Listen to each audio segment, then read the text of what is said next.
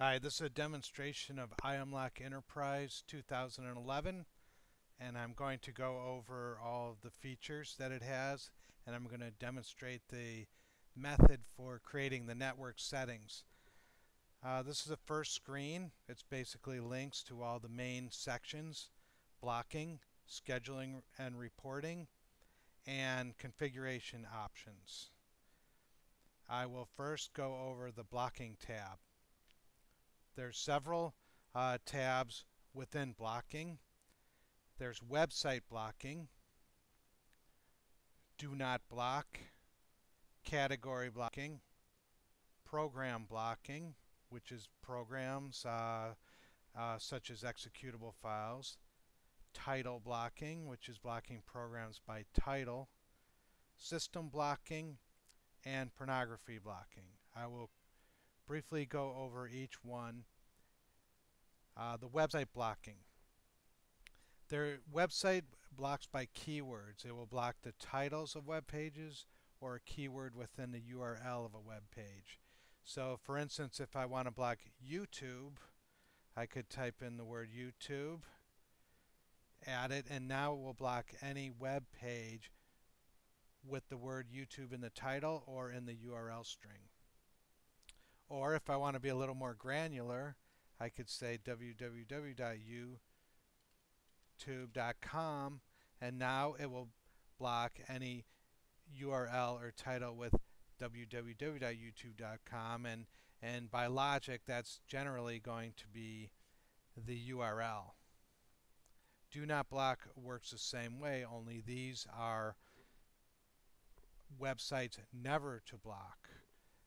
And it's the same way by keyword in the URL or the title. So I can never block iamlock.com, or I could say never block just the word IAMLOC. And that will always take precedence over the blocking. So for instance, if IAMLOC was in the do not block and the website blocking, it will not block it. Category blocking, instead of naming by title, you can block whole categories. For instance, blocking instant message programs, and you can see many of the most popular instant message programs are listed, and you can deselect some if you wish. And there's many other categories: block peer-to-peer, block Internet Explorer, streaming media, Skype, etc. And anything not covered here, you can always add yourself in the website blocking or the program blocking. Program blocking, you block by the executable name. For instance, you could block notepad.exe. And this comes in handy when you have something like Worlds of Warcraft game. And you can block that game by exe. But you say, what if you change the name of the exe, and that way you can get around the blocking? Well, that's why we have title blocking. You could say Worlds of Warcraft.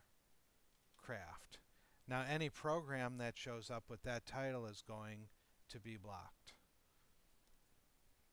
System blocking is to prevent the most common ways to try to get around the filtering by killing in Task Manager, although we have controls that prevent killing IAMLOC in Task Manager. You can block them from accessing Registry Editor, changing the time and date, Solitaire, that's a big time waster at work, blocking MSConfig, or blocking the control panel. And we have here these windows. If it's in another language, you can change the name in that language of the control panel or the date and time. And pornography blocking. It comes preloaded with many pornography keywords. You can kind of guess what they might be. And you can edit and list those keywords by checking this box. For the purpose of this video, I won't display those words, but you can edit or add to them just by checking this box here and editing them. Now I'll go into the Schedule and Report tab. You can set schedules for IMLOC by session. Say we want to block during work hours. In the morning, you could say, I want to block when they get out work at 6 a.m. until lunchtime at 12 o'clock p.m. And this is on a 24-hour clock. And then say you want to give them 1 hour for lunch to surf, so you can start another session from 1 p.m., which is 1,300 hours, to end of work, which is 1,800 hours. And so you can mix and match sessions of blocking that way. Reporting. The reporting tab, we've tried to keep IMLOC very simple, and that's one of our core tenets, is simplicity, ease of integration. So we simply log surfing on text files, or CSV, which is basically a flat file text. And you can set the directory where that log file is going to show up, and you can set the format, text, which you can read in Notepad, WordPad, Word, any text editor, or Excel, CSV. And you can either check the log on or off to log the blocking report. Email reports. You can choose to have email reports emailed to you once a day if you wish, and there's 2 reports, a web use report and a blocking report. You just simply put your email address in, choose which reports you want and what time, and it will be sent to you once a day on that day. And to test it, you could press send now. We'll say email sent. So that's email sending email report. Options. These are the configurability of IMLOC. You have a notification which appears when something's blocked, and you can change the message that appears on that notification. It will say, right now this is a default message, access denied. You've attempted to access a restricted website or program. If you think this is an error, please contact your network administrator. But you can change that to any message that you want that's pertinent to your organization. Password, you can change the access password. Match type, pattern match or exact phrase. We go into this more in detail. What that is in web titles or URLs there are strings, and they, as you can see, they match. A pattern match is you can take very short pieces of that string to get much broader blocking. With exact match, the entire string of the title or the URL has to be exactly word for word what you type in to be blocked. So this gives you much more configurability, and we default to pattern match. The email server, that is the server used to send your daily emails, and we use a relay. By default, we have a relay from Django Mail, djangomail.com. Importing and exporting. You can export settings. This is used more in IMLOC Professional.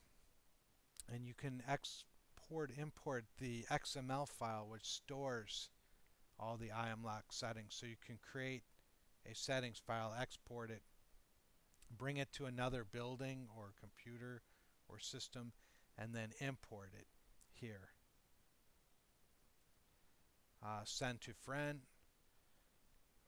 You could send information about IMLOC to email address of your choosing, and you can contact support directly from within IMLOC. So those are the basic high-level functions. We have the ability to change language.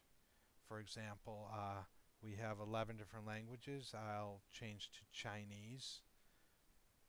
And you can see that the entire interface will change to Chinese.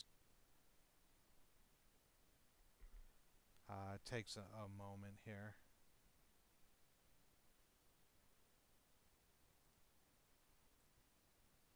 And the interface has changed to Chinese. And you can say even the notification message is also in Chinese now. And I will switch IamLock back to English. And we'll take just a second while it does that.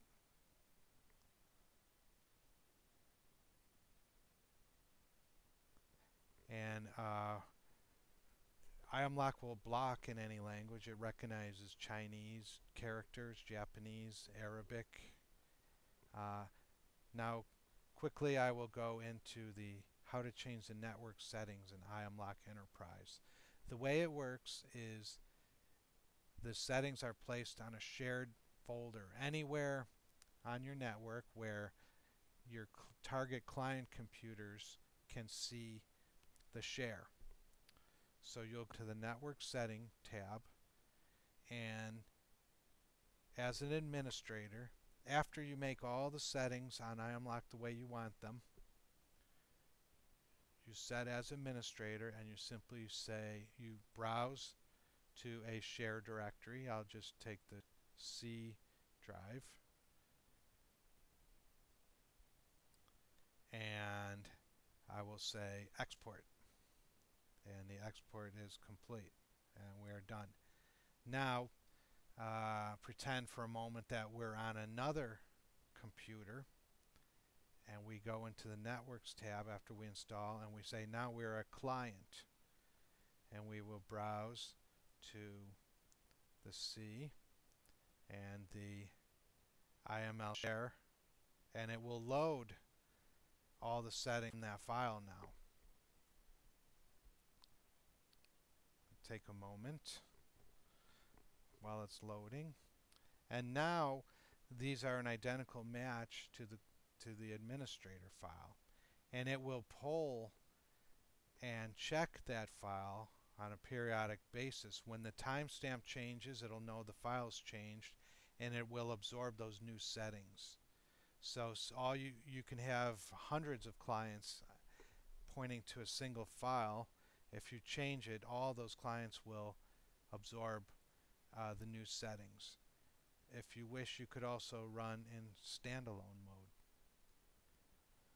So that's a very high level of IamLock Enterprise, and you could always contact us at www.convigo.eu.